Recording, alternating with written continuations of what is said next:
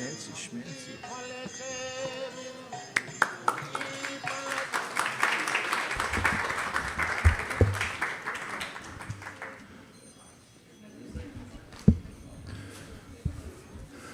Well, let me be the first to offer a warm welcome to all of you who have joined us here at ISKCON of Silicon Valley at 1965 Latham Street, Mountain View, California, a center based on the teachings of Bhagavad Gita as brought to us through our founder Acharya, who is seated upon this seat called the Vaisesika, which is a place for the representative of the teachings that have been passed down through many generations, sits to indicate the importance of the message and the person who brings the message in a way that is understandable to all people of the present age. And this movement started in 1965. It was incorporated in New York City. How come you're all so far back? There should be a chart that shows how to set up the mats, right? Now we're defragmented. We need defragmentation. So you know they're going to ask us to move up anyway, right? Okay. Deep breath. This movement started in 1965 by a student of the process of Krishna consciousness who had come to America based on an order he got from his teacher to spread Krishna consciousness to the Western world. His name is Prabhupada. And when he came to New York City, he sought those who would be interested in spiritual practice. And he gave a very particular practice as based on the teachings of Lord Chaitanya. Lord Chaitanya is one of the avatars who comes to the world to give us instruction about how to live in such a way that we can attain the perfection of life. He came 500 years ago, whereas Lord Krishna came 5,000 years ago. And the founder of this movement, Prabhupada, then established a small center in New York City. And from there, after teaching the Bhagavad Gita and accumulating some dedicated followers, expanded to San Francisco and Montreal, and then many other places around the world. Another significant expansion was from America and Canada to London. In fact, just a few minutes ago, I saw one of the original pioneers. Her name is Malati Devi Dasi, who's here somewhere. She stepped out, but she was part of the original group that went to London for the first time and met the Beatles. And from there was expansion throughout Europe and then Asia and around the world. So now what we have is what's called the International Society for Krishna Consciousness. And it's based on the tenets of the Bhagavad Gita, which I have a copy of right here. The title of this particular Bhagavad Gita is Bhagavad Gita as It Is. Our teacher, our founder, wanted to make a specific point about the Bhagavad Gita in calling it Bhagavad Gita as It Is, and that is that the Bhagavad Gita was spoken by Krishna, and therefore the words are straightforward and sufficient to guide us. There's no need to interpret them as metaphorical and to avoid their direct meaning. And he proved his point. That is the point that this is the way to present Bhagavad Gita because, as noted by many who follow the currents of spiritual communities growing around the world, before he brought the Bhagavad Gita as it is to the West and then back to the East, there had been many versions of the Bhagavad Gita, but upon reading them, people didn't come to the conclusion that they should become devotees of Lord Krishna. Whereas after reading the Bhagavad Gita as it is, which is the unembellished version, straightforward presentation of the words of Krishna, many, and now many means dozens, and then hundreds, then thousands, tens of thousands, and now millions, follow the same current that Prabhupada taught through the Bhagavad Gita. And this Bhagavad Gita has become adored around the world and appreciated by people in hundreds of millions of households around the world. Almost 500 million of these copies have been distributed worldwide in about 165 languages. And one of the main teachings in the Bhagavad Gita, it's one that we had a great scholar here yesterday who was teaching a class, and he pointed out that in the Bhagavad Gita, Krishna repeats a few points. And one of them is to always remember him. He says in the Sanskrit language, man mana bhavamad bhakto. He said, always remember me. That the mind is difficult to control. I was doing a little research this morning in many traditions around the world,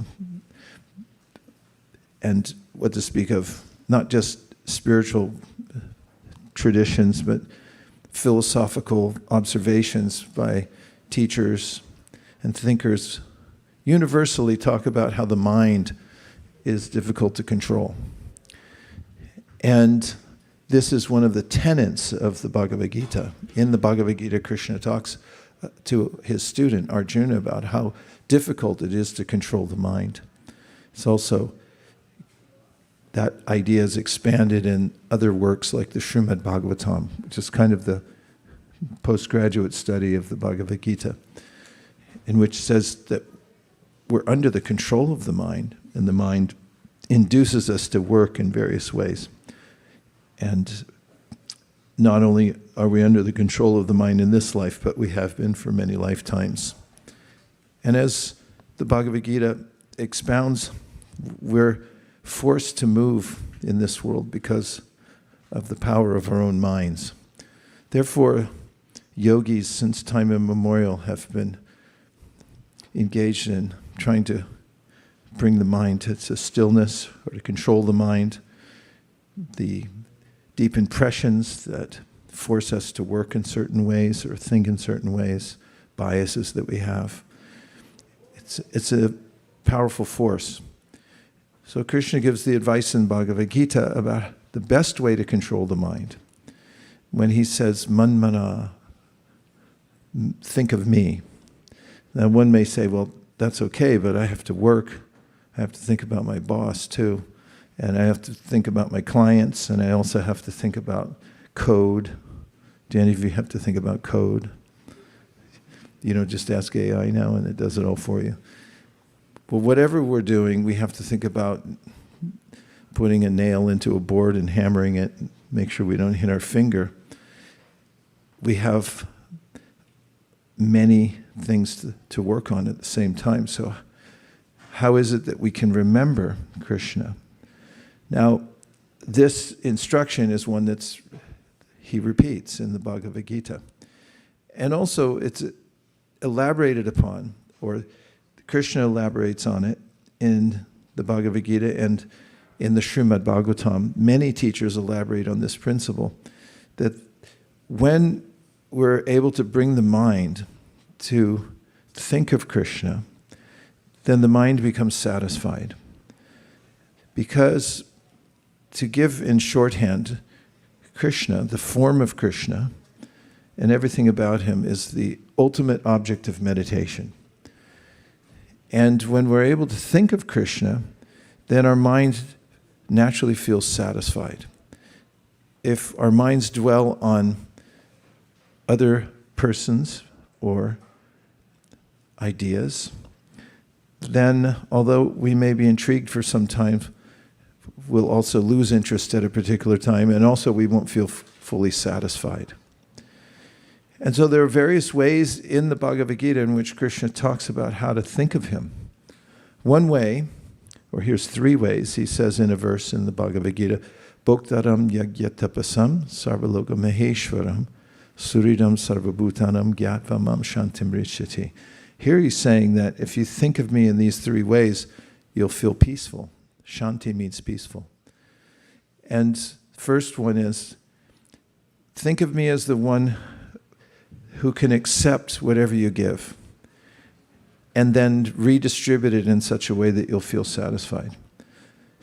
There are many places you can give things nowadays where they may not get redistributed equitably. I mean, where do you give your things generally? Well, I can give you some hints. You probably give a lot to the U.S. government. I'm not sure if you appreciate how they redistribute it, because they seem to not have a lot of checks and balances these days. But, they just buy this, buy that, build that, blow stuff up, pay for it. And so that giving of taxes, we may understand that, to live an opulent life like we do here in America, we have to pay a tax. But we may not feel fully satisfied by giving there and the way they redistribute what we give. You may give to some charity. I once had some really nice used jackets, and in a cold period I went downtown San Francisco. I was going there anyway, so I thought I'd give them to a few people who were in need. And they weren't able to appreciate them because they had, well, anyway, I won't go into the details, but they sort of rejected my offer. I won't try to interpret why. I mean, I have, but I won't express it now. If you've ever given to somebody or you've given your attention or your love, and there's unrequited love, that's famous, means the person didn't love you back or give you enough attention back the way that you love them or the way that you cared for them. We could go on, but there's ways in which we feel frustrated by giving. Giving's not so easy because not everybody can take. But Krishna says, I can take everything. In fact, in the Bhagavad Gita, he says, whatever you have, you can unload it here. He says that whatever you eat, whatever you are going to do and give in charity, all of these things, think of giving to me. And then, of course, Bhoktaram Yagatapasam means I know how to digest them and I know how to give them back in a proper way. So he says, here's a way to think of me as the one who can accept whatever you're giving in such a way that it's equitably distributed, including back to you. And then he says, Sarvaloka Maheshwaram. There's another way you can think of Krishna, and that is that he is the proprietor of everything. People get into have a moral dilemma about owning things. In fact, there are many economic systems that talk about who owns what. Some say the state owns everything. Then there are very enthusiastic capitalistic systems that say no, each person. I don't want to try to truncate the meaning of capitalism, but in general, it belongs to the people. You own your own private property and so forth. And these conceptions run into problems. Who owns what, under what circumstances? In fact, it becomes quite litigious. And we find that, well, I'll tell you a story. I heard it this morning. That was, Prabhupada was speaking about this concept that the God owns everything. And then he told a story about some thieves. They went into town at night and they robbed a few places. And they took all the loot and they went to the edge of town and they gathered in a circle with all the stuff they stole. And then one of them proclaimed, "Let's divide it equitably and morally." So there's a cognitive dissonance that people have, because when we start thinking about who owns what in the world, there's a bit of a conundrum, because whatever we think we own will be unceremoniously taken away from us at a certain point. And other people may put a claim on it also, or a percentage of it, and it gets really complicated. And just as a side, Krishna says in the Bhagavad Gita, and there are other utterances that are very helpful in this way, if you want to be happy for the rest of your life, that's the beginning of a song, but I'll finish it in a different way. And that is that you should consider that everything already belongs to God. Don't make a claim over it. You can take care of it, but don't think that it belongs to you. This is something Krishna mentions in the Bhagavad Gita when he says, Brahman yadaya karmani sangam tyakva karotiya, which means that you should renounce the idea that this belongs to me. You can use it, but don't think this is mine to keep. And use it in the right way. And then he says you won't be affected by it. And another place this is mentioned is in the Sri Upanishad. It says, Ishavasyamidam sarvam yat kincha jagatyam jagat tena tyaktena bunjita magridha kasya suddhanam. This means everything, animate or inanimate, that pretty much covers everything in a contractual way. Everything animate or inanimate is controlled and owned by the Lord. One should therefore accept only those things necessary for oneself, which are set aside as one's quota. Make sure they're within your quota. Don't take other people's stuff. And one should not take other things, knowing well to whom they belong. So this is in the spirit of what Krishna says in the Bhagavad Gita. It's one of the ways to remember him and simultaneously become free from all anxiety. Because our main anxiety comes from mistakenly think that things belong to us. So categorically, in the Bhagavad Gita, he says, Sarva Loka Maheshwaram, Mahaishwaram. I'm the controller of everything, and I also own everything. So think of me as the person who is holding everything for you in, what do they call that in real estate? Escrow. You have all your stuff in escrow. And if anybody comes and asks you if you have anything, you say, I don't have anything in this world. I don't have anything in this world. It's all in escrow.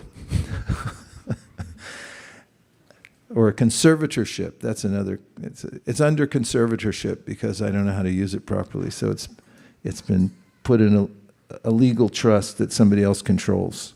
And I just use it whenever necessary. So Sarvaloka Maheshwaram. And then Suridam Sarvabhutanam means, Krishna says, this is a really enlivening way to think of Krishna, is that think of him as your friend. That's what it means, Suridam, that I'm your suhrit. There's different kinds of friends in this world. And have any of you ever had a fair-weathered friend? Do you know what a fair-weathered friend is? He was enthusiastically saying, yeah. Means somebody who doesn't stand up for you when you really need them.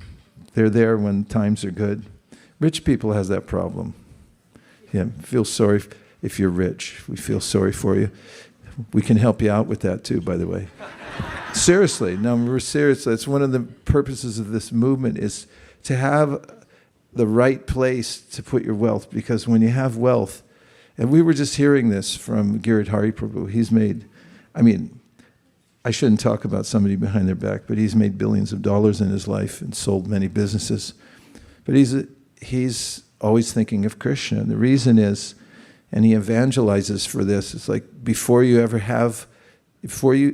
says, before you ever see $1 or 1 rupee, you should already have it hardwired that you're going to give the portion of it away that you don't need. Even Maslow said there's a certain amount you need for security and so forth. After that, you get too much, it'll crush you. And where are you going to give it? The people have all kinds of ideas where to give, but best place is Bhoktaram Yagatapasam. So that's why oftentimes we have these sessions here, and they sometimes go on for hours, where we just sit here all together and we invite people to make donations for sponsoring the distribution of Bhagavad Gita or Srimad Bhagavatam. Do we not? I seem to recall that these things have happened. If I think hard, I might have been involved in some of them. And we notice that the more that people raise their hands and donate, the happier they get. They feel lighter and they feel enlivened. And the moment they give, there's an immediate echo from their mind that just told them, if you give, you're going to die. And then as soon as they give, then they go, I didn't die. That's a revelation. And what's more, I actually feel better than I did a minute ago. And then they raise their hand twice. They start. So this phenomena Krishna promotes in the Bhagavad Gita. And Krishna is our Sukrit. There's different ways that he's our best friend. One of the ways is that he gives us intelligence. He mentions this in the Gita in several places. Well, I'm thinking at least 2. Sarvasya chaham hridisani vishto matak smitya jnanam apohanam sha. He's the one guiding us from within the heart. Says this in the Gita. And Ishvara sarvabhutan rashireshar, that word hrid, again, I'm there in the heart and I'm guiding you. And then, of course, Tesham satata yuktanam bhajatam priti purvakam dadami buddhi yogam tam yena mamu piyantite. Means if you just work on being sincere, this is actually all you have to do for any spiritual practice, anywhere, from any culture. You just have to work on being sincere.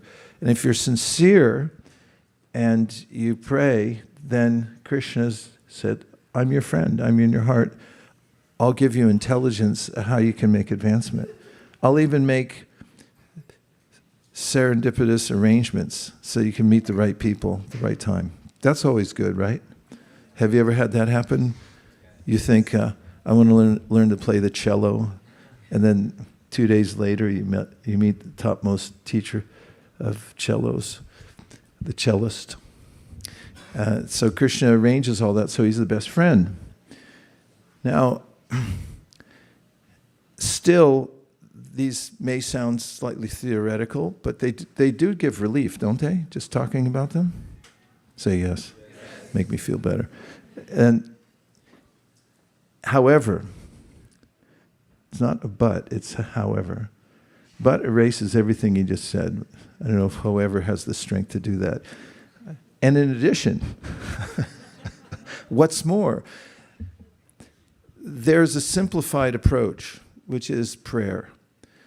The best of prayers is the prayer to bring God into your mind through his name.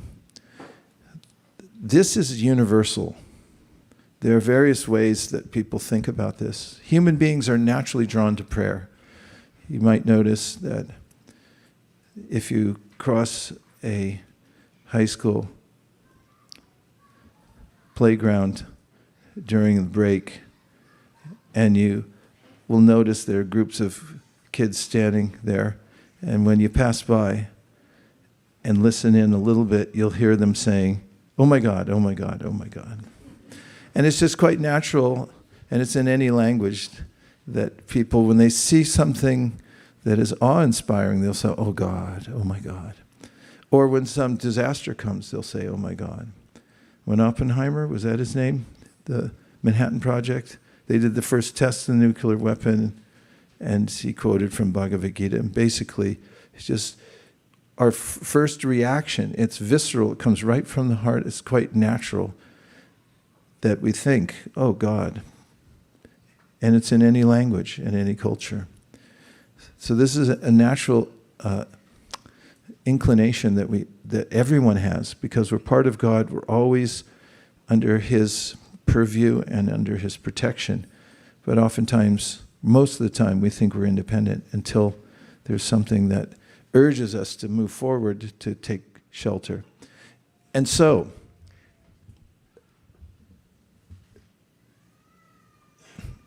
the recommended process by Sri Chaitanya Mahaprabhu and by the Bhakti Yoga literatures to always keep in contact with Krishna or God is to say His name in a prayerful way. That's why we chant Hare Krishna. Now, how much should you chant Hare Krishna? Well, there's an admonition given by Sri Chaitanya Mahaprabhu. You want to hear how much he said you should chant Hare Krishna? Yes. Now, I'm just going to preface it by saying, when you hear this, you should also know that since he said it, it's possible. Is that agreed upon? Yes. Okay, so he said, Kirtaniya Sada Hari, which means that you should do it constantly. Now, someone might freak out and say, well, how can I possibly do it constantly? So, great teachers have anticipated this, and also they think in realistic ways. So, they've said that don't freak out. Consider that if at least you practice it every day, then that's also, for beginners, considered doing it constantly. Don't miss a 24-hour period. 24-hour periods, we just read yesterday in the Bhagavatam that Krishna's talking to Uddhava about the various opulences of the world, and one of the opulences that represents him is the 24-hour period. So you can also think of Krishna in that way, that when you complete one cycle of the sun in the day, that's Krishna. And if in that cycle you at least take time during that 24-hour cycle to chant Hare Krishna, then you're on the periphery, but you're beginning the process of always chanting Hare Krishna. But you can continue chanting and practice it all the time until it becomes something that you do all with your tongue constantly, and which goes into your mind and goes into your heart and becomes part of you. And even when you're doing other things, you're still chanting in your mind. Of course, that's dangerous to say, because sometimes we talk about chanting Hare Krishna, and then people say, yeah, I just chant all the time in my mind. So maybe I'll edit that last part and leave it for another day. Just take that out, stricken from the record. But it is true, you can't do that if you're advanced. And I mentioned this is universal. There is a group of Russian monks who lived on an island. And one of them had heard a sermon about repeating the Jesus prayer. Oh my Lord, please be merciful on me, please forgive me. There are different iterations of that prayer, but basically it's invoking the name of Jesus and saying, please forgive me. And so he heard that one should do that constantly, and he thought, well, why don't I try to do that? After all, I'm a monk. And why not utter the prayer constantly? So that's what he set about doing. And after some years, he became so absorbed in the prayer that he felt that he was having communion with the Supreme through the prayer itself. And he had this revelation that as he's invoking the name of God, that he's actually experiencing God directly. And he wrote a little book about it. And after that, all the monks on the island, and there were several hundred that were living there in seclusion, they all read the book, and they also started doing the prayer. And then there was pushback from the Russian Orthodox Church, who came to the island and began arresting people because they thought that a couple things. One is that this is pantheism. It means that, well, anybody can just speak, and then they'll say that I'm connected with God. Are you really connected with God? Because how is there God in his name and you're connected with him directly? Which is an interesting conundrum for them to have. It comes up in the Bhagavatam. In the 10th canto, 87th chapter of the Bhagavatam, Parikshit Maharaj asked Shukadeva Goswami this question: how is it that using a material tongue, ears, it's a material apparatus, how can one speak the name of God and actually be in direct? How can one have communion with God through this material medium? And Shukadeva Goswami says, oh, that's a great question. That's been asked many times.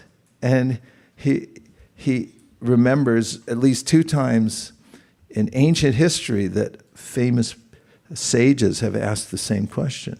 So then he repeats by saying that God, Sarvaloka Maheshwaram, Krishna, he controls all energies. He also knows the heart of every living being. And when one sincerely calls out his name, then he's fully manifest in his name.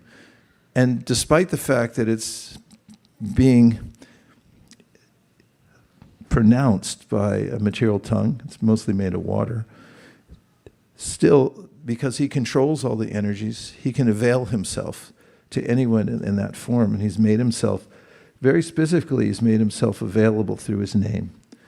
That doesn't mean that you can control God or you can profane the name, because as soon as your intention is not correct, then he reserves the right not to be present, because he's the controller of all energies, and he reserves the right to present himself or not, according to the mood of the person. And that's why, in teaching about this doctrine of chanting the name of God and then being in direct contact with him, Chaitanya Mahaprabhu and many others have said you have to be very conscientious and humble when you chant the name. Don't think you have the right to control the name, because as soon as you do, then you lose the effect of it, because Krishna reserves the right not to be present. But for those who are sincere and they chant the name, he'll manifest directly. And this goes into the philosophy of the Bhagavad Gita, where Krishna says, I'm simultaneously present in all my energies, and at the same time I maintain my independent personal form. It's called Achintya Bhed Abhed Tattva, which means I'm simultaneously one and different from all my energies, which I won't go into in detail right now, but the only reason I brought it up is those monks could have used a little philosophical help from Chaitanya Mahaprabhu, and they would have been able to explain it to the soldiers who came to arrest them if they had stopped to listen for a few minutes. And we also find in other spiritual traditions, like in Judaism, there's a prohibition, a hesitancy to say the name of God. In fact, when Moses was before the burning bush, the name of God was manifest. And then after that, it was a tradition that only one person could say the name. That would be the high priest. And the high priest would say it one time, once a year. And people would gather from many faraway places. And upon the high priest coming out to say the name, he would say it one time, and everyone would prostrate themselves before that utterance of the name. Then it got to be, I guess they didn't have microphones, and there was such a clamor at that time, people couldn't even hear it. And then it became even more obscured because they stopped actually saying that name, and they would refer to it as the name of God without saying the actual name. And still, even now, whenever people see it in print, they avoid saying that name, but they say, oh, this means the name of God. So they substitute it for the description of what it is rather than actually saying the name. What's the logic behind that? That is that God is so pure and the name is so pure that we'll somehow or other contaminate it. by saying it. We'll profane the experience of saying the name of God with our own misgivings and lack of faith and so forth. And so therefore they eschew the speaking of the name of God. This comes up in our philosophy as well. If you remember, those of you who studied the history a little bit, when Chaitanya Mahaprabhu began teaching about the chanting of Hare Krishna, and he told his followers to go out and now chant it publicly, a lot of people complained. And they reported to the police. They called them up on their smartphones and said, or texted in, that these people are disturbing everything because they're publicly saying the name of God. They have no right to do this. They're going to profane the process. Remember that? Say yes. Yes. So there's this struggle with the idea. Nonetheless, we find in traditions all over the world that people intuit. As I said, even spontaneously, people say, oh my God, in every language. And then in religious institutional processes, there are ways in which people try to connect with God through the name. As Chaitanya Mahaprabhu taught, if one is sincere and chants the name, it's more powerful than any of the ill intentions we might have or the contamination we might have. And it begins the purification process even the first time you hear it or you speak it. And of course, it's important for those who are conscious of the fact that the name is sacred to honor the name when the name appears and to be careful not to make offenses. Those who are innocent, who hear it for the first time, even if they deride it and say it derisively, or they just imitate by saying it, there's effect. Just like fire has effect, it always burns. That was a really long-winded introduction to the Krishna consciousness movement, the chanting Hare Krishna. So I just wanted to say a few things to give context for us chanting together. And we were waiting for a few more people like this person here who just walked in. We were waiting for you. Thank you for coming. To be able to chant Hare Krishna together. And if you want to move up, that's what that sign means. It means move up. And ostensibly, the we are vegetarians part means that we're somewhat non-violent. So now we're in an ideal position that we're together to do Sankirtan. So Kirtan means the singing of the name of God. And Sankirtan means to do it together. And so we also include in the process melody, which is a universally stimulating aspect of the environment, or that we can create melody. That we can create melody can stimulate us in predictable ways. Even animals are attracted to music. Although some people may say it's pseudoscience, there have been experiments on plants. I know my plants like music. Living entities gravitate towards music, sound vibration. Some people claim plants respond differently to different modes of music. Nonetheless, the point is there that we gravitate toward melody. Have you ever noticed that? Have you ever thought why we like music? Have you? It's interesting. Why is it universally appreciated? I won't go into it now because it might take me on a tangent for a few minutes. But the same is true for rhythm. When there's rhythm, people naturally move, and you'll notice even animals like it. So we have, in Sankirtan, this is the tradition, we have rhythm, and we also have melody. And then you add to that, we have the sacred name. So this is a mix. Have you ever had mixed like a smoothie? Does anybody have a favorite recipe? Come on, you all drink smoothies. I know you do. Come on. If I go to your house, I know you have a blender. Or a Vitamix. You have a Vitamix probably. Because you put stuff in there and you blend it up and you think, oh, I'm going to add this and that, and there's another recipe. Right? Yes.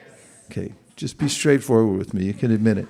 So, in the same way, to enjoy life, we want to blend the right things together. This is the sublimity of the process of Krishna consciousness. You'll find it in various places, like in the Bhagavatam it says, Pibata Bhagavatam Rasamalayam. It says this book is a drink. Pibata means you can drink this. Pibata. And rasam, it's very tasty. And the more you drink it, the more you're going to feel systemically enlivened. And your mind's going to wake up to happiness and aesthetic beauty from reading the Bhagavatam. And then it warns you, it says, if you drink it, you may pass out. And it says, don't worry, there's no side effect, no hangover. As soon as you pass out, when you wake up, you should drink some more. And you can go on like that. And in a similar way, the chanting of Hare Krishna in Sankirtan means all together, and then you add rhythm, and you add melody, and you mix it together with a sacred name, you drink it. And when you do that, and this is the most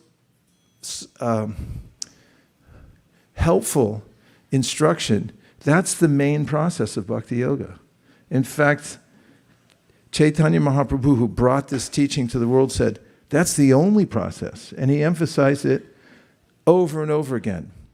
Wherever he'd go, he'd teach that you don't have to do anything else, just do Sankirtan. Come together, melody, rhythm, sacred name, put it together, drink it. All the symptoms that you're experiencing in the world, what kind of symptoms does anybody experience? Anxiety? Huh? Depression, anxiety, depression. Come on, let it all out now. Fear, anger. Yeah. Why? Why are they doing this? It's crazy. Okay, and then what else? Envy. Oh, God, burning envy. Self-pity. Oh, my God. We should unburden ourselves and make a long list. But whatever list we make, it can be cured by Sankirtan, by the drink. If you drink that enough, then the sound goes in. And then, boy, what would it feel like to be free from envy? 100%.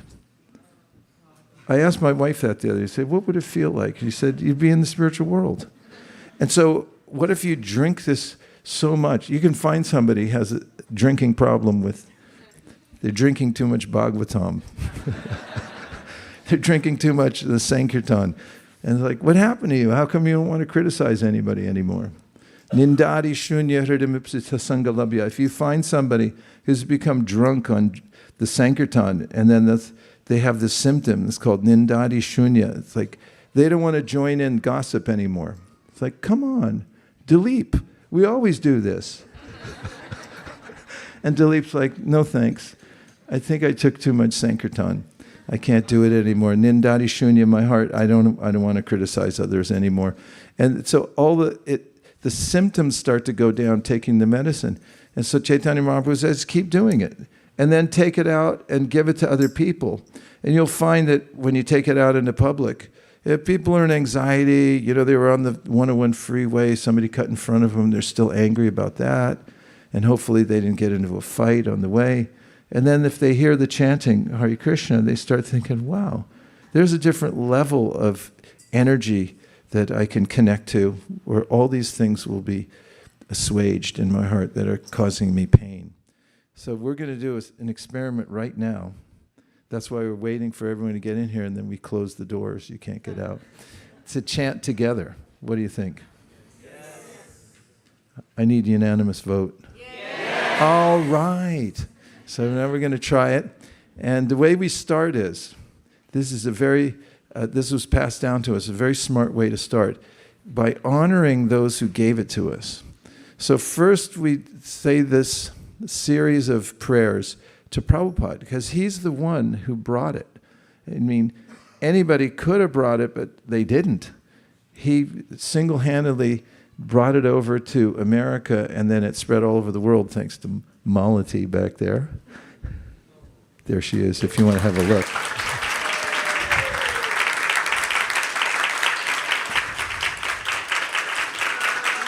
I mean, thanks a lot, Malati. Thanks a lot. And then we say the names of Chaitanya Mahaprabhu and the Panchatattva. There's 5 of them. And if you ever want to solve all your problems in life, then get a picture of the Panchatattva. There's one on the altar here, but don't take that one.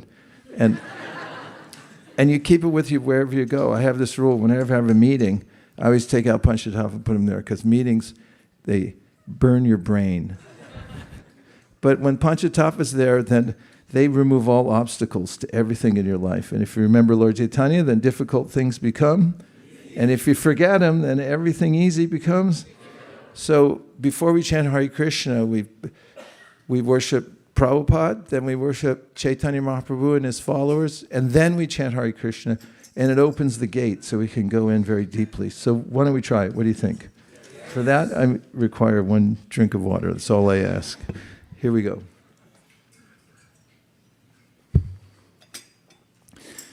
Nama Om Vishnu Padaya. Bring the lights down a little bit. Krishna Preshtaya Bhutale Srimate Bhakti Vedanta Swami Niti Namine Namaste Saraswate Gauravani Pracharine Nirvishesha Shunyavadi Paschatya Deshatara Jaya Shri Krishna Chaitanya Prabhu Nityananda Shri Advaita Gadadhara Shri Vasari Gaura Bhaktavinda Hare Krishna Hare Krishna, Krishna Krishna, Hare Hare, Hare Rama, Hare Rama, Rama Rama, Hare Hare.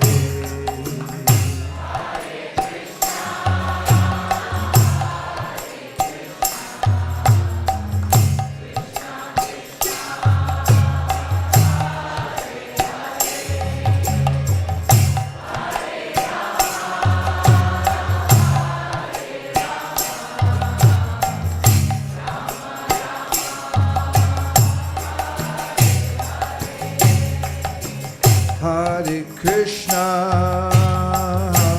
Hare Krishna, Krishna Krishna, Hare Hare, Hare Rama, Hare Rama, Rama Rama, Hare Hare.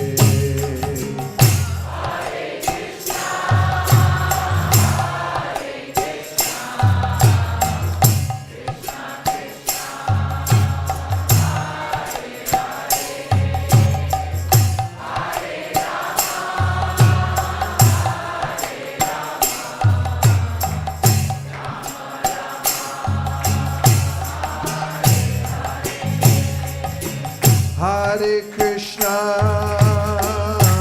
Hare Krishna, Krishna Krishna, Hare Hare, Hare Rama, Hare Rama, Rama Rama, Hare Hare.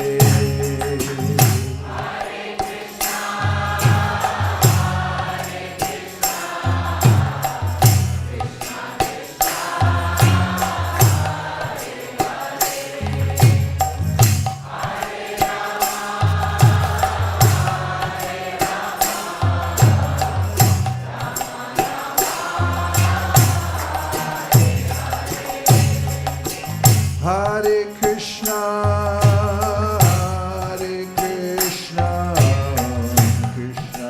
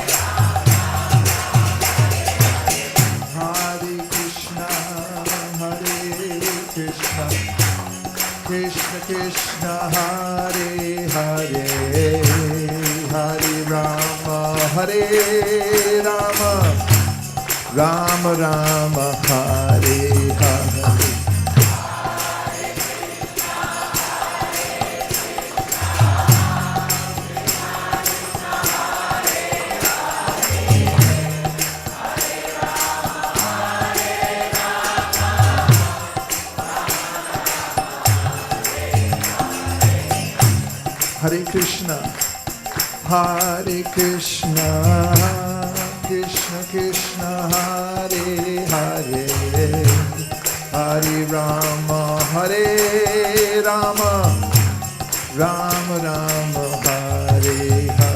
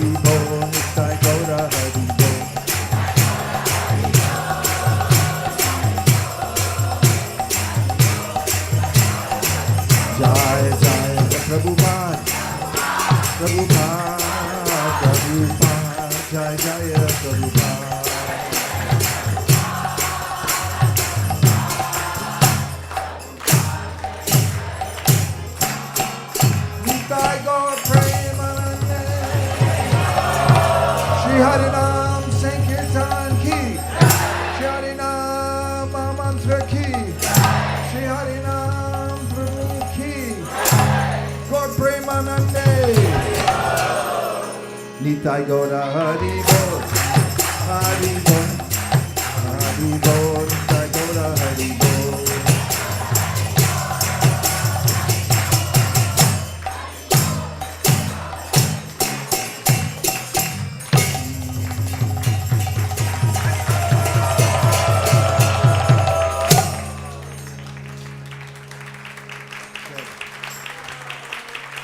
We put the lights back up a little bit.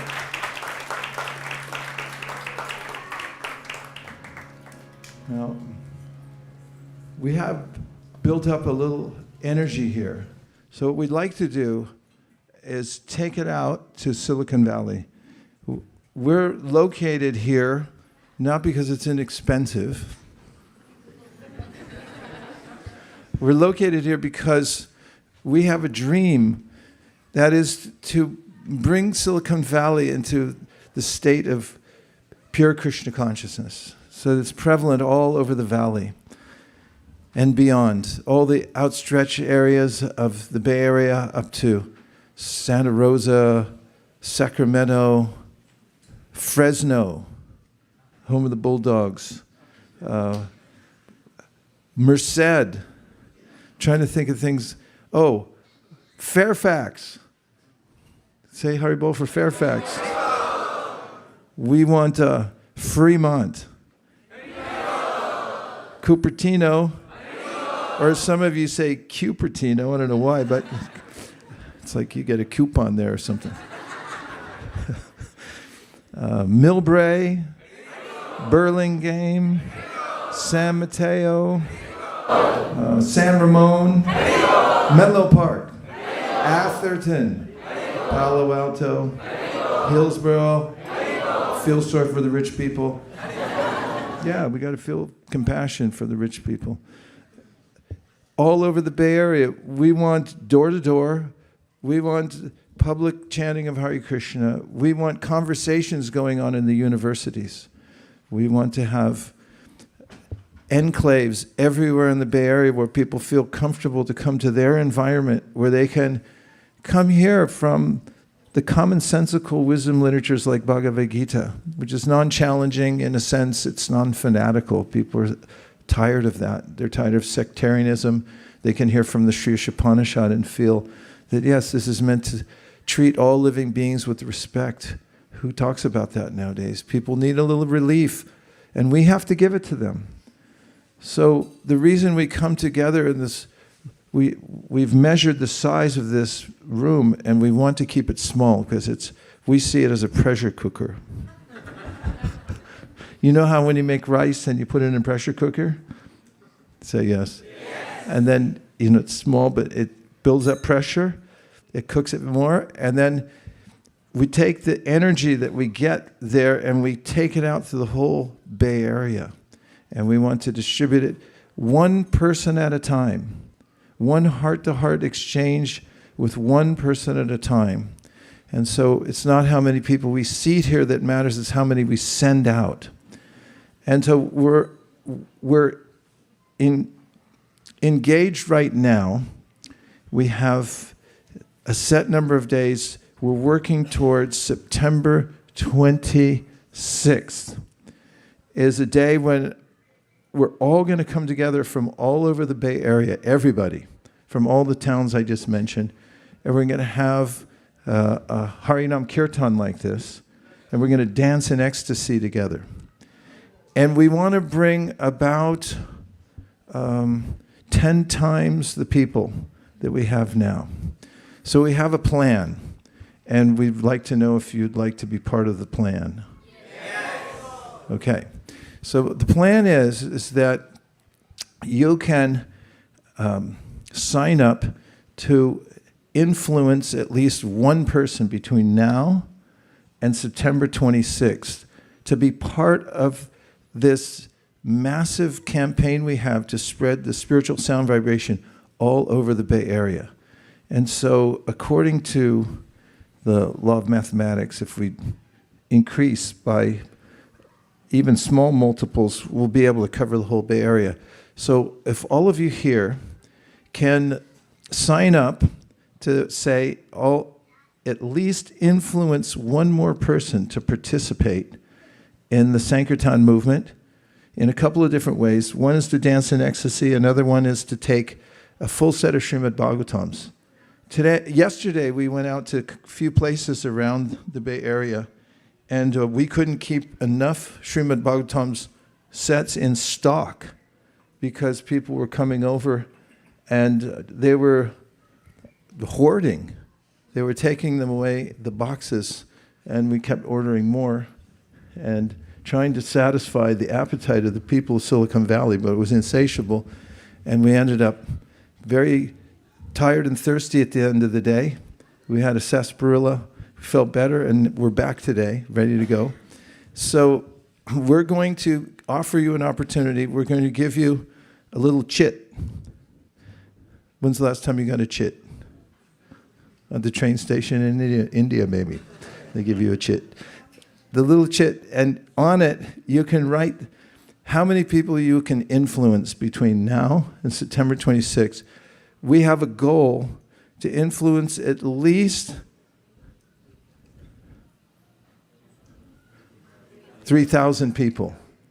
So what do you think from all of us here, do you think we could put together enough for each of us thinking of who we could reach out to influence each one of us individually? No diffusion of responsibility, no bystander effect. It's a sociological phenomenon where you think there's enough people, somebody else will do it. No, do at least one yourself. And in this way, we'll be in unison, in resonance, in expanding the vibration. What do you think of the idea just in a general way?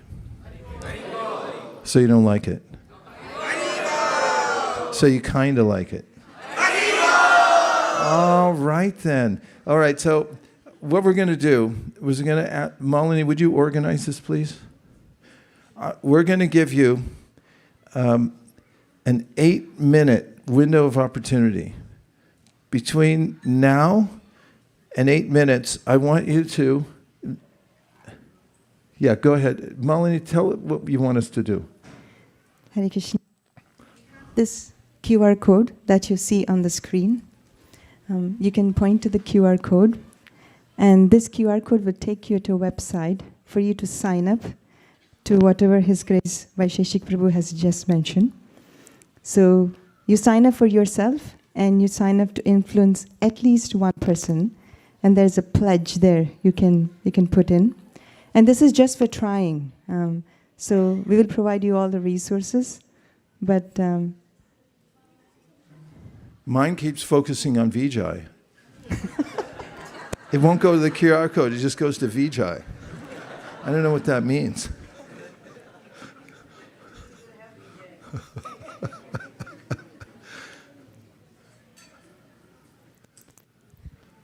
Did you all get it? Okay. Some of you don't have a smartphone. See me afterwards.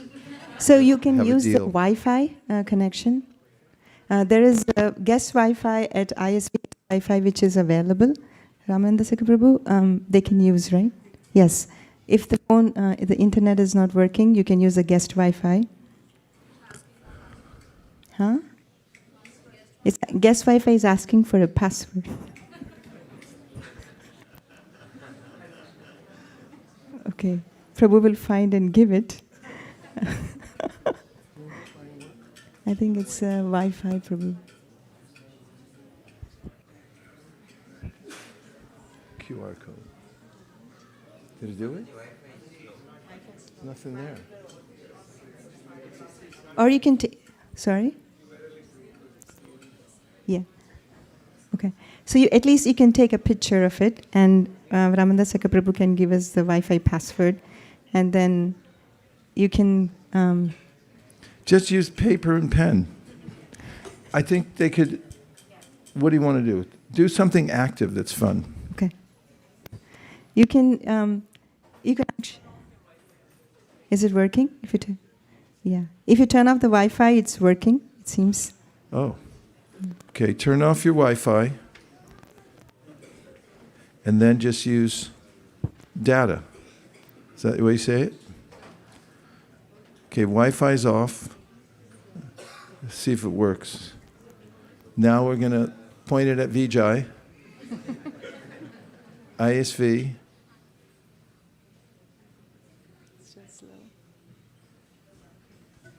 Maybe not all carriers are working. I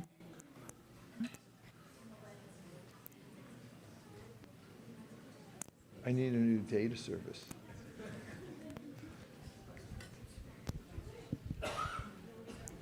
Maybe you can team up with people who already have it or something. Yeah. You have... I got another idea. Why don't we just... Does anybody here have an inclination to join this? Yes. Would you be embarrassed about announcing it and like raising your hand and we write your name down? No. Okay, 3 people don't mind, so we'll start with them. Just to be clear, you don't have to pay any money. You don't have to do anything. Just signing up so you can influence other people to get involved in this campaign.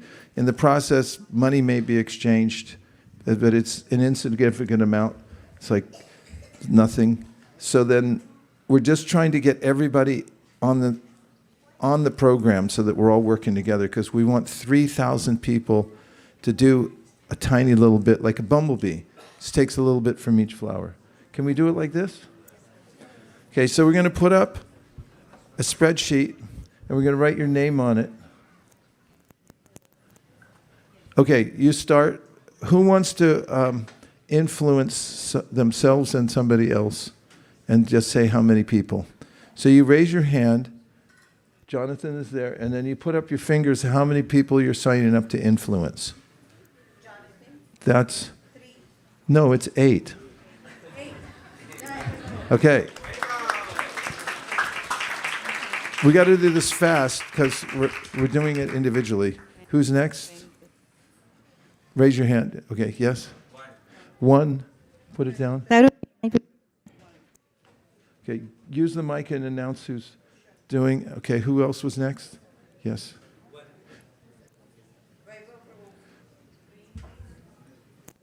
Vaibhav Prabhu 1. Okay, we have a brahmachari in the front row that just said 51. Go to Karna Prabhu 51. Okay. Okay. Keep going. Yes. Shriji Priya. 1. Haribo. Means you got to reach out to somebody and talk to them. Yeah. Aditya, 1. Haribo. Way to go, Aditya. Back. Tadiya Seva Prabhu, 1. Haribo. Yay, Tadiya Seva. What's your name, sir? Deepak, Way 2. to go, Deepak. Haribo. Premanista, 1. Yay, Prime Minister. Shamalangi, Haribo, 1. Yay, Shamalangi. Rasheshwari, 1. Yay. Actually, Rasheshwari has already signed up for 7. So now this will make 8. Archana, 2. Haribo. Yay. Lira Nandini, 1. 30, the Brahmacharis. Balaram Gopal Prabhu, 30. Way to go, Balaram Gopal. Obi's mom, Shita, 5. Haribo. You're already feeling Shita.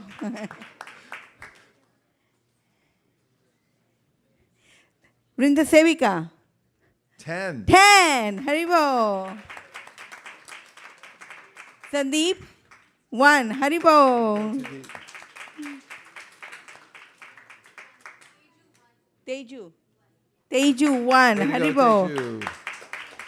Krishna Sakha Prabhu, 10 on the top of 108. Haribo.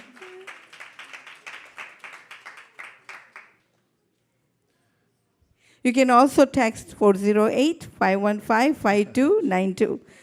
And just after this, Malini's going to hold a little mini seminar outside, and she's going to tell you what it actually means to influence somebody and how you can do it. We have resources that you can use to send to people, things you can do to say. She's got it all broken down. So all of you who are signing up, you can meet her right outside, and she'll give you, she'll have a microphone. Yes, we'll have a chair for you.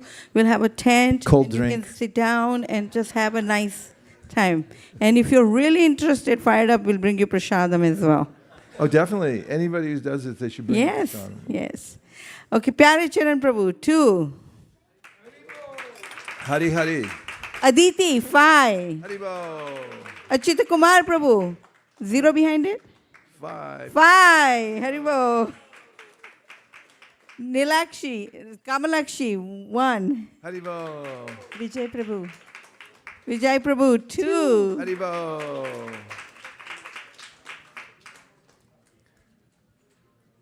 Oh, sorry, I can't see this. Malini, what does it mean? What do you have to do? Rohini Dulal Prabhu, 5. Haribo.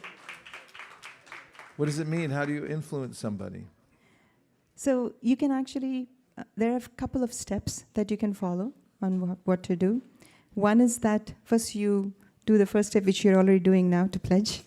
And then second is make a list of all the people that you know, like your mom, dad, your sisters, your family. 52 cousins. 52 cousins, your friends, reading group members, your colleagues who are favorable, make a list. And then just pick up your phone and then just call them and saying that I'm participating in this campaign of distributing at least 100,000 Srimad Bhagavatams worldwide. And it's the most exciting campaign I've ever participated in. And we have a huge goal. And we are requesting if anybody would like to participate and help. And everybody says, yes, I want to. So far, whoever I called, nobody said no. So try. And then they ask, who should I distribute it to? You can say your friends, your family, and for themselves if they already don't have a Srimad Bhagavatam. And we have print set available and we have digital set. We have both options. Print set is $250 and digital set is anywhere between 50 to 108, whatever they would like to make a donation.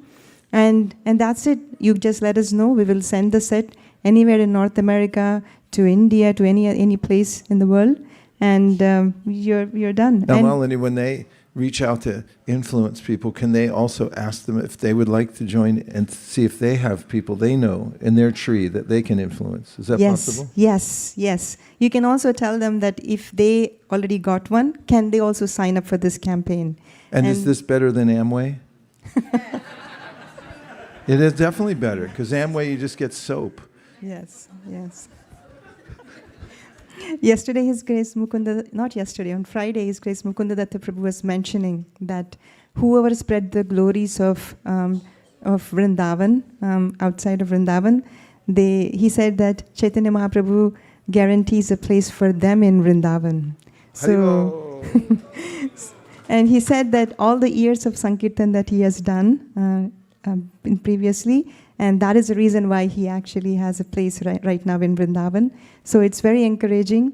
We all have to try, and Chaitanya Mahaprabhu will help us. So give it a try. 5 more minutes. We'll take a few more pledges. As quick as you can, because we got to go. Shweta, 5. 1. Haribo! 1. Haribo. You got to say Haribo when they pledge. Radhavalla Prabhu, 3. Haribo! Actually, if I may take 30 seconds, because I know Rasheshwari was a bit hesitant, and now she has agreed to do 8. Can we quickly hear from her what influenced her, what inspires her to do that? Is that okay? Yes. Please come. Tell everyone. This is the best work we can do, is to spread the glories of the Lord. He's Krishna Mata, Krishna Pita, Krishna Dhana Pran. He's everything for the eternal soul, His eternal connection. He's always been there for us. So this is a small way to reciprocate.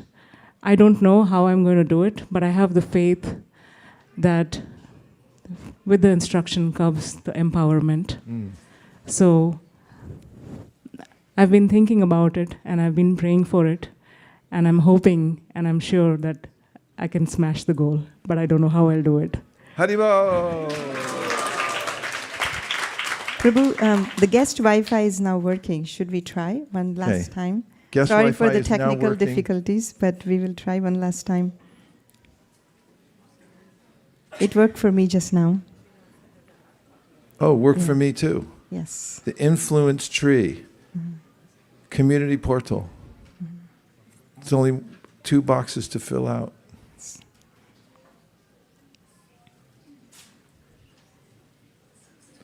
Okay, 3 minutes left. Oh, password is Hare, Hare, small, all small, and Krishna, KRSNA, 8, and Krishna is all caps. KRISHNA, sorry, not KRISHNA, all caps, and 8, number 8. Nobody could hack that. Okay, 2 minutes left. Who wants to volunteer?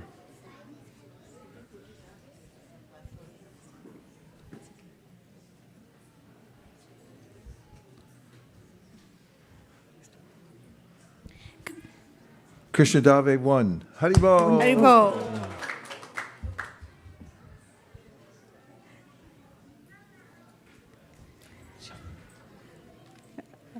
Pooja Verma 2. Haribo! Let me check this. Nishank 1. Haribo! Haribo. Way to go, Nishant. Jayant 1.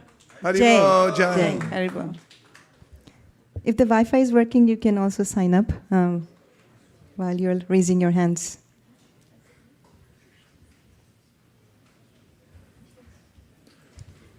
Advaita in the back 2. Haribo. Haribo!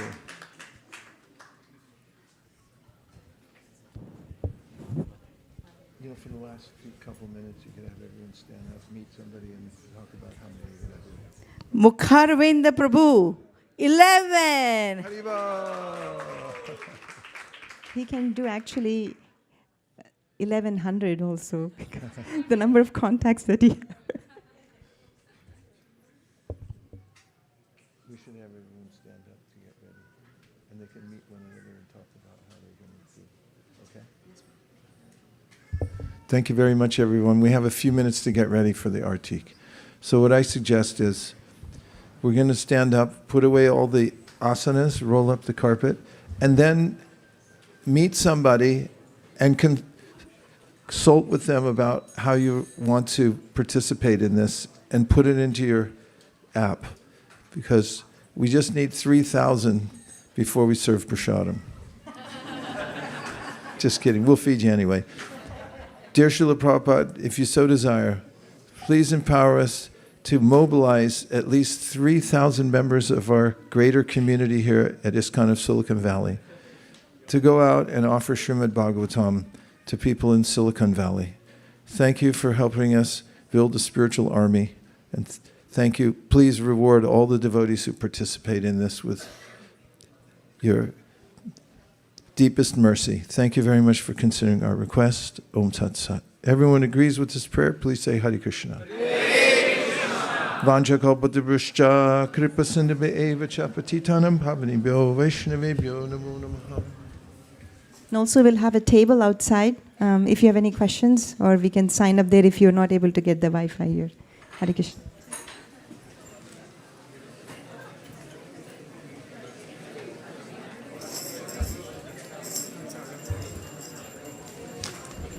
His Grace Vaisesika Maharaj ki, Srila Prabhupada ki.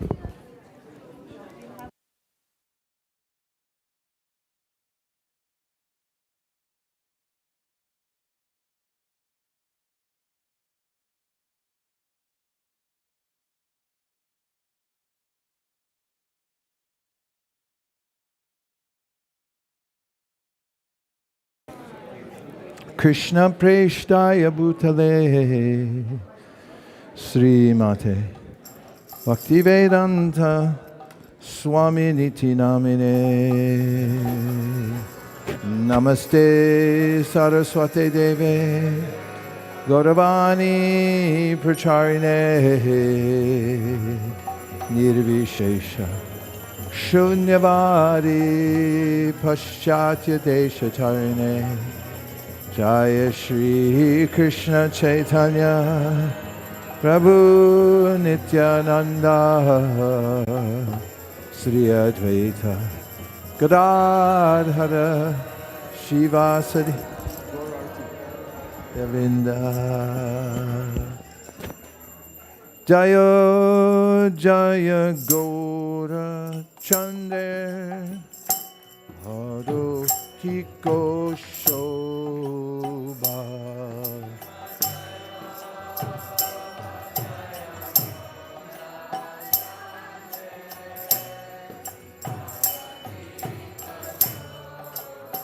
Kiva Jaya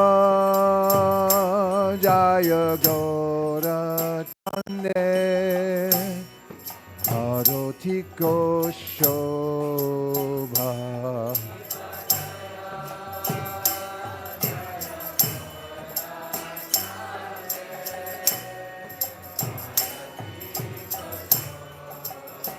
Kiva Jaya Jaya Gaura Chande Arotiko Shobha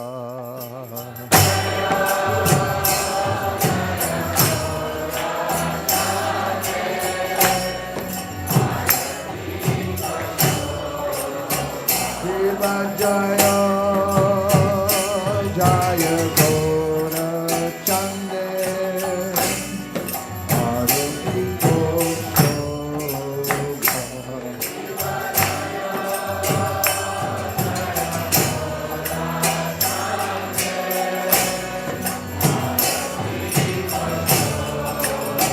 Shiva Jaya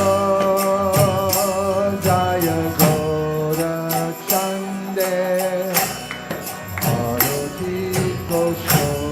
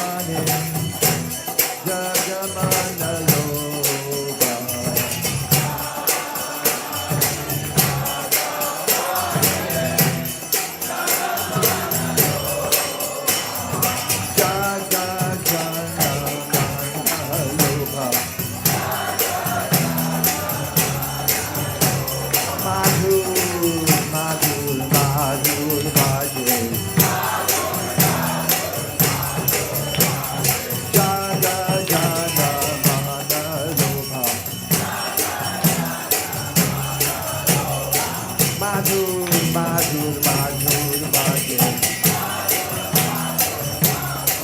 Hari bol, Hari bol, Hari bol, Nitai Gaura Hari bol.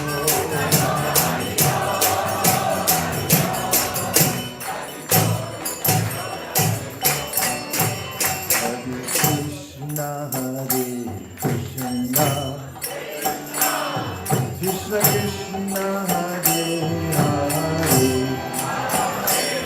Hare Rama, Hare Rama,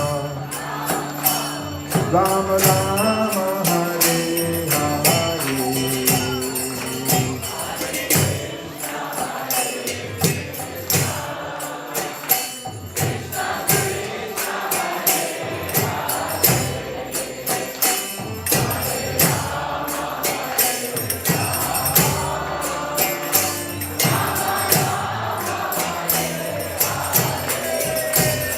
Hare Krishna, Hare Krishna, Krishna Krishna, Hare Hare, Hare Rama, Hare Rama,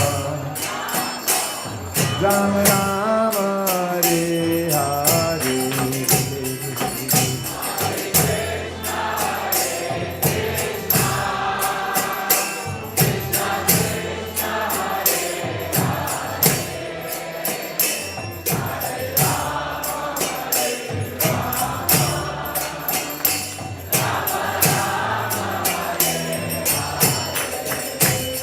Hare Krishna, Hare Krishna, Krishna Krishna, Hare Hare,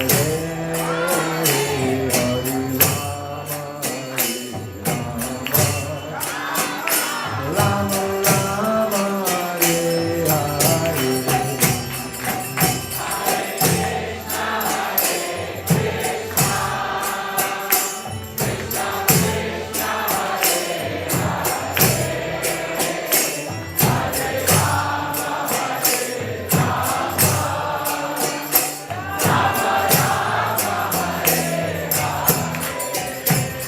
Hare Krishna, Hare Krishna, Krishna Krishna, Hare Hare, Hare Rama, Hare Rama, Rama Rama, Hare Hare.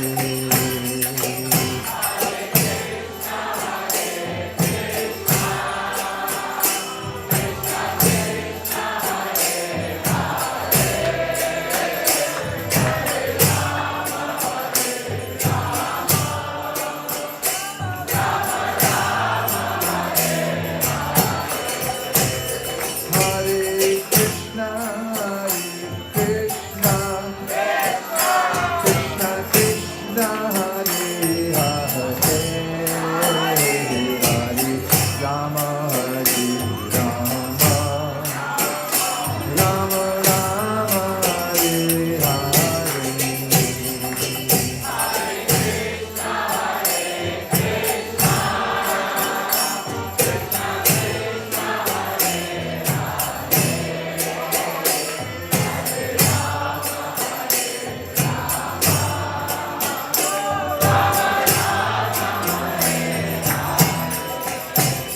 Hare Krishna, Hare Krishna, Krishna Krishna, Hare Hare, Hare Rama, Hare Rama,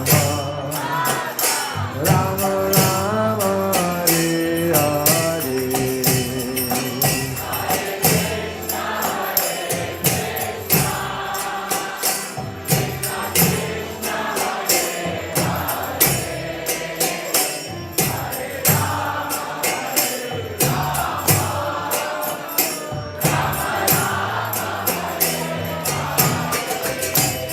Hare Krishna, Hare Krishna,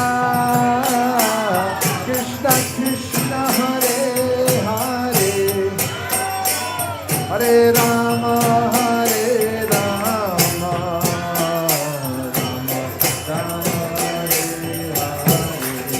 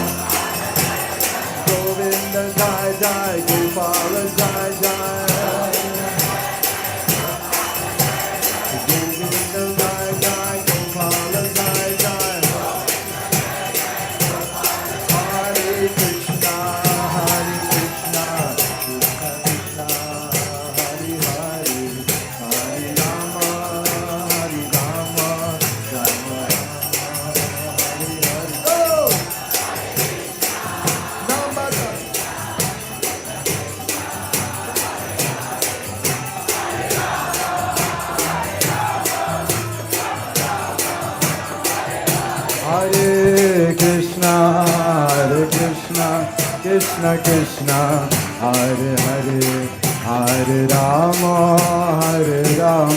Rama Rama, Hare Hare.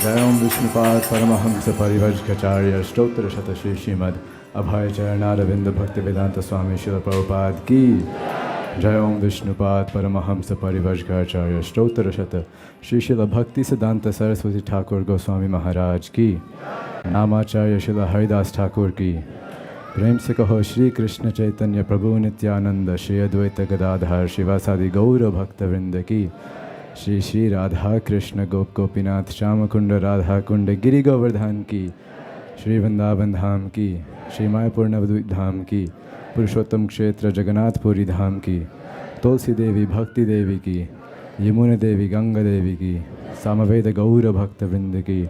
All glories to the assembled devotees. All glories to the assembled devotees.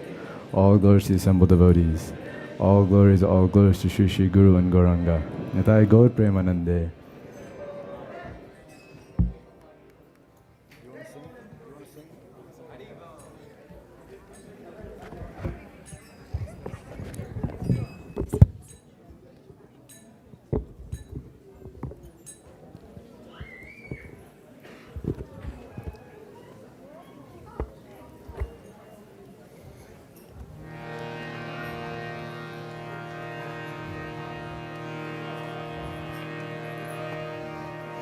Namaste Narashingaya.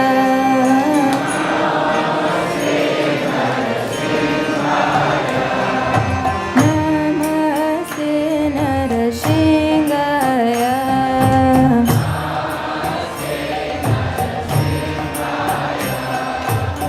Namaste Narashingaya.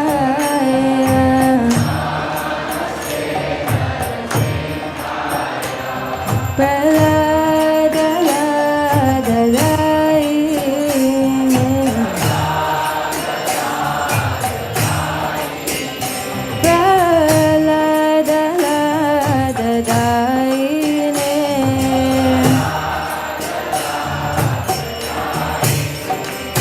हिरण्यकाशी पूर्वक्षः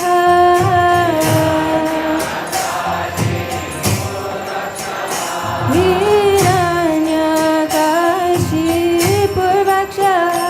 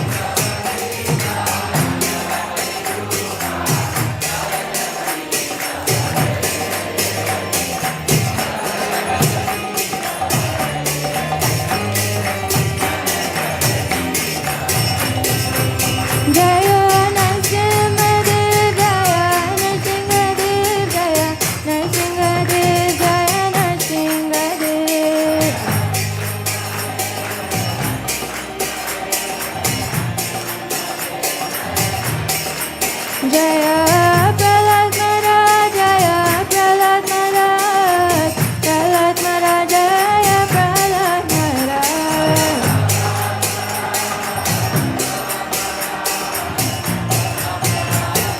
Jaya Jaya Prabhupada, Prabhupada, Prabhupada, Prabhupada.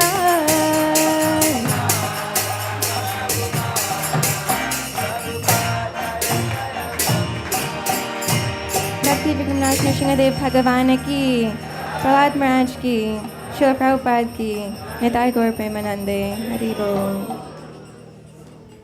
Hare Krishna. Everybody please be seated for 2 minutes. We'll have a quick announcements before we head out for prasadam. First of all, thank you everybody for being here. I could see temple so tightly packed. It's a good sight to see that. So before we begin, first of all thank our speaker, His Grace Vaisesika Prabhu, for giving such a wonderful lecture and leading Gaura as well. Hi ball. Yes. And if anybody came late and missed the lecture, don't worry, it's on YouTube. And it's all possible by broadcasting led by His Grace Charunimai Prabhu and His Grace Ramanand Sakha Prabhu. So let's all give a big hand for them.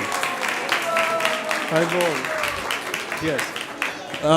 And also, let's thank youth team for leading such a melodious Narasimha today. Yes. Okay. So we all know how our temple is so famous for Sunday feast, which is not possible without our sponsors for today. So our sponsors for today are, it's a family celebrating their daughter's birthday, Sandeep, Aarti and Aya Sharma, sponsoring on the occasion of Annaprasan ceremony for Ira Sharma. Aya Sharma, are you here? Yes, please come forward.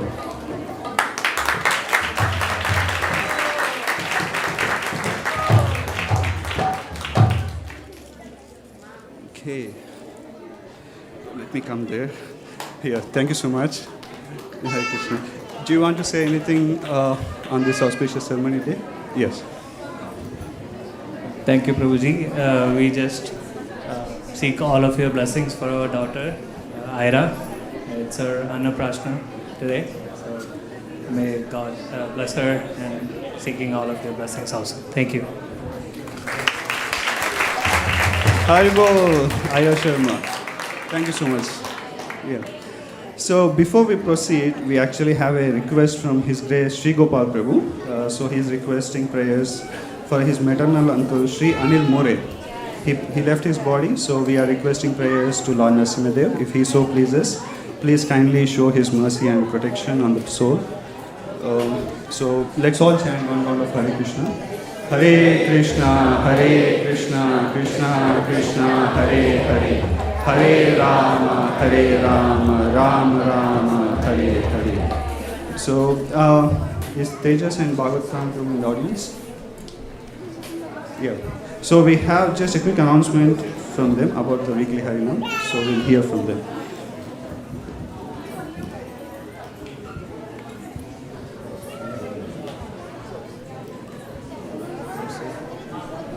Prabhu, can we get the broadcast?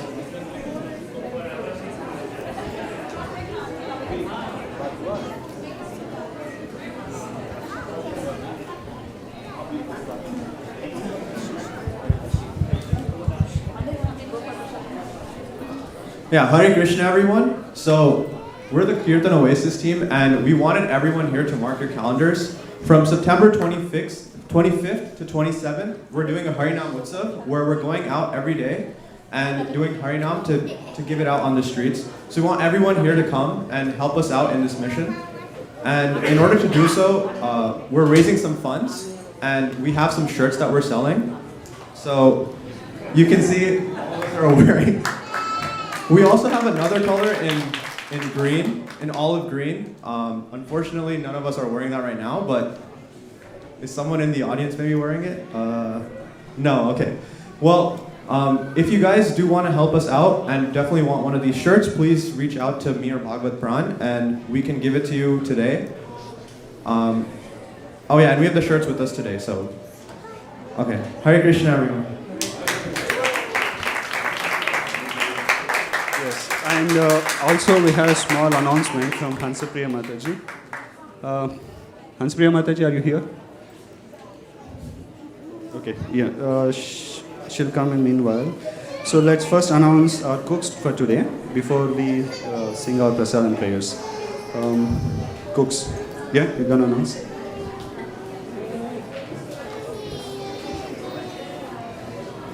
Hare Krishna. Today's cooks are Siddhakata Prabhu, Suvarna Gopika Mataji, Madhavi Rasa Mataji, Hema Mataji, Shankar Prabhu, Bikram Prabhu, Sri Kumar Prabhu, Vamshidhar Prabhu, Arunab Mataji, Abba Mataji, Mamita Mataji, Krishna Prabhu, Sita Bhakti Mataji, Shito Mataji, Mayuri Mataji, Sudevi Saki Mataji, Yashni Harika, Ovi, Remuna, Madhav, Parantap, Suraj, and Nimai. Thank you. Okay, I don't see Hanspriya Mataji here, so we'll go to prasadam prayers, and meanwhile, if she comes, we'll hear from her. Okay.